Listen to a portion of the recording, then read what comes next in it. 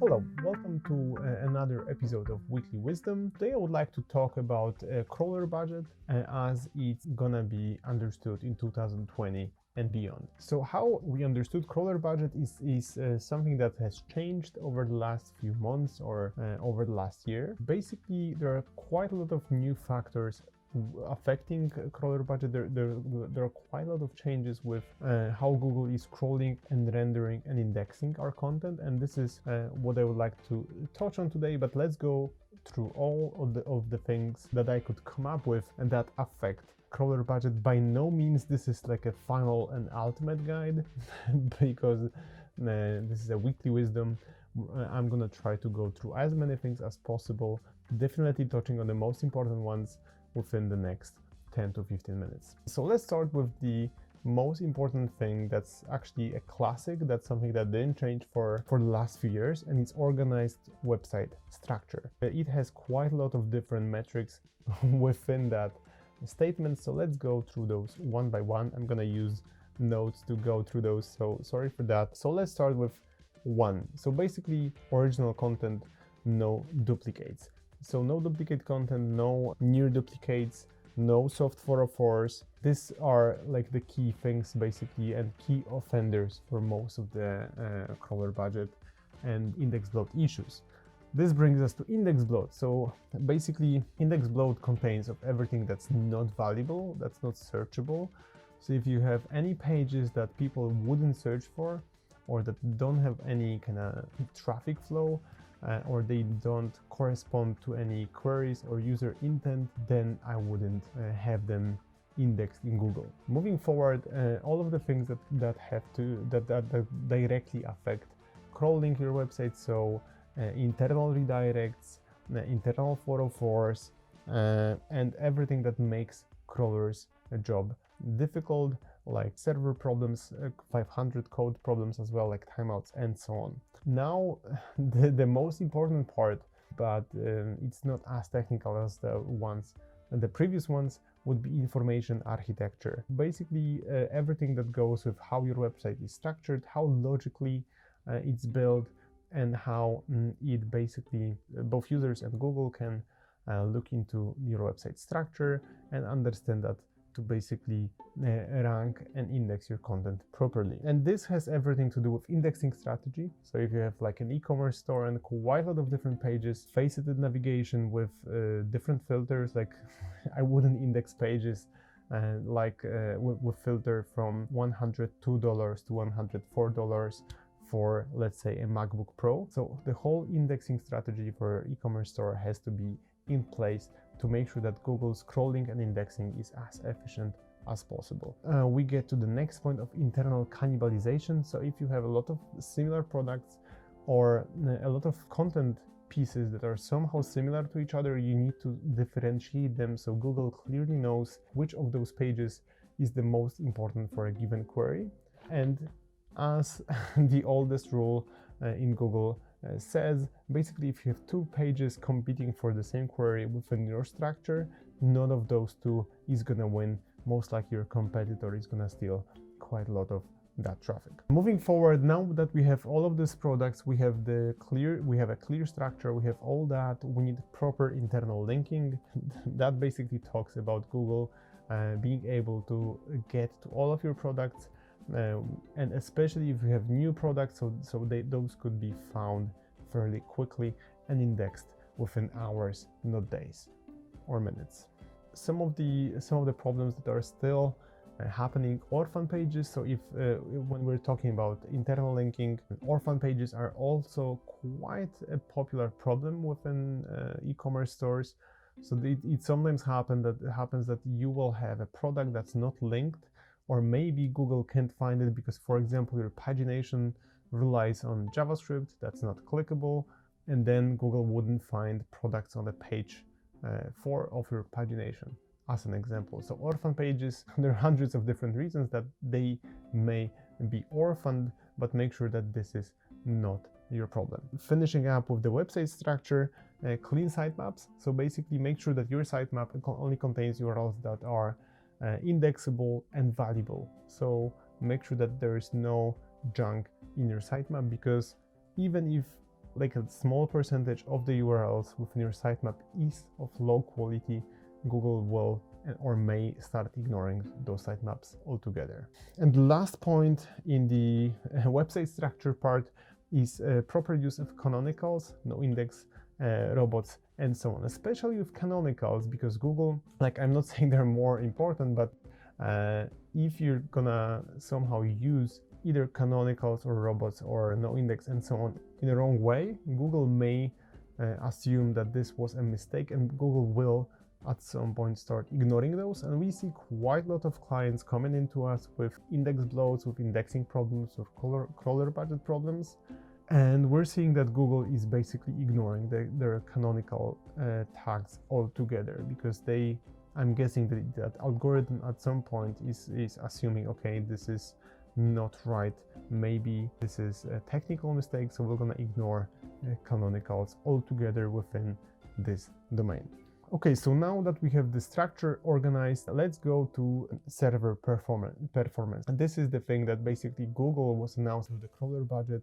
Key thing affecting crawler budget from Google's point of view was server performance. So if Google is gonna see that crawling your website affects your performance, so for example, the more they crawl you, the longer response time they see from your server, they will definitely either stop crawling or slow it down massively, and because of that they may not get to the latest pieces of all the pieces of your content.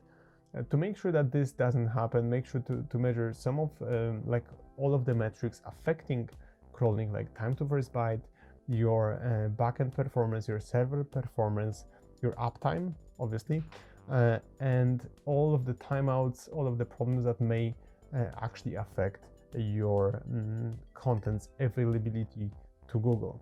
You can also use tools like load impact, or even play with that factor yourself. So basically put a lot of load onto your server, like crawl it with 100 threads, or basically put a massive load, traffic load into your server, and see how that affects your time to first byte and basically your server's performance. If you will see that having a lot of traffic slows down your server, this will most likely be visible to search engines as well. Two more things to look into when playing with when optimizing your server performance, to make sure that it doesn't affect your crawler budget, or it affects it in a positive way, obviously. Make sure to look into your IPs. So make sure that your website is on a unique IP, so there are no other websites on the same IP as your domain, and make sure that all of your resources like CSS files, JavaScript files, and everything loads and basically is accessible as well, because they're quite often hosted on a different domain because of the CDNs and so on. So make sure to monitor those as well, and make sure that those are also quite accessible, and there is no downtime, for example, for your CSS files, images, and so on. Moving forward, now that we have all those technical things in place, your domain quite often needs to be rendered to see all of your content. And this is where we get into the technical part, because if your domain is using JavaScript, and we can be almost 100% sure that if you have like a medium-sized domain, you're using JavaScript at some capacity, make sure that no content within your domain relies on JavaScript. So if switching of JavaScript is actually making some of the content within your domain disappear, it means that your domain needs to go through rendering with Google to be fully indexed. And this is not something you want to rely on, because Google is very good with rendering compared to other search engines, but this is still far from what we would like to see as SEOs.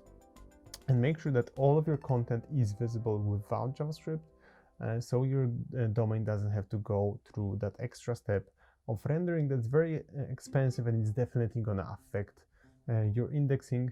To check if you have that problem, you can go to www.onely.com/tools/wwjd and basically enter your website's URL and see if there's any difference between the rendered version and not rendered version, and also make sure to do that for all the different views within your page. So if you have an e-commerce store, do that for the homepage, product page, category page, subcategory page, and all the different possible layouts and views you're using within your domain.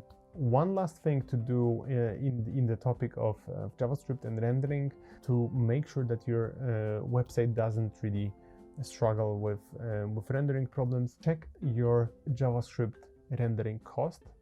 Some of the websites are actually quite heavy for users, so it may also affect crawling and rendering. Even though there are mixed signals from Google in this department, it's better to be safe than sorry.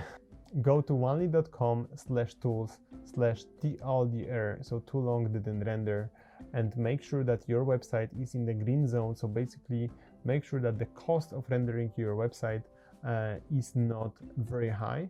If it is above the green level within that tool, that means that your JavaScript, your rendering is quite expensive. What does it mean for you is, first, Google may struggle with indexing and crawling your content, which is still a little bit controversial, but there is a risk of that. But also, and this is a sure problem, users with a slower mobile phone, older mobile phone, will struggle to open and render your website. So that's it in the rendering and JavaScript department. And last thing, last but not least, is content. So if your website has all the things I already mentioned optimized and perfectly fine, make sure that the content you're actually producing, content you're pushing out, is obviously unique, but also has value. But also, and this is a problem you will see with a lot of, for example, clickbaity websites living from social media, that some of those articles, they may be interesting, but they are not something you search for. So make sure that people actually search for something in the ballpark of your article's title. If you have a website full of pages that are not searched for, you may struggle with Google indexing your content, because at some point they will figure out that your content is not really valuable for search engines. One last thing here with the regarding the content is, if you have a lot of outdated content, and I have a very good example of stale content that becomes a problem, that becomes a cost for you and for the search engine. So a few years back, we worked with a sports website, a website that was actually predicting the result of some of the games, of some of the matches, of like football match or something like that, and they had hundreds of those per day. So you can imagine the amount of pages that were completely useless after like 2, 3, 4 years, because no one wants to read about the prediction of of the basketball game, for example, from 3 years back. So those are the pages that have to be heavily monitored. And if you have too many pages with stale content, make sure to somehow index them, or maybe move them to some kind of archive outside of the domain, and make sure that this is basically not slowing down your content being indexed. Thank you so much. This is more or less it. There are quite a lot of points, but this is something to get you started with crawler budget as it's understood in 2020 and beyond.